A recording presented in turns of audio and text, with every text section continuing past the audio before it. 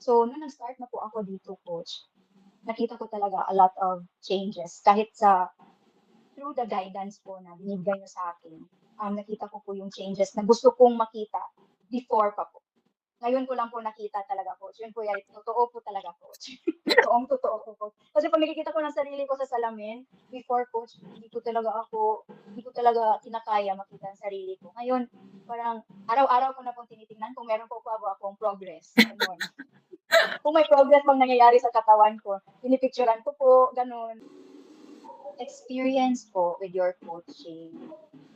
For me lang po, coach, personal experience ko po, coach, if I would rate it, coach, I'd really give it a 10 out of 10 po, coach. Kasi po, in my experience po, coach, you were really dedicated po kasi all throughout this journey, you were with me. Chine-check mo yung progress ko po, yung mga nutrition ko. Ikaw pa nga po yung nagsasabi na, okay lang kumain, kahit 8 na. Basta pasok pa rin sa calories mo, calorie count mo.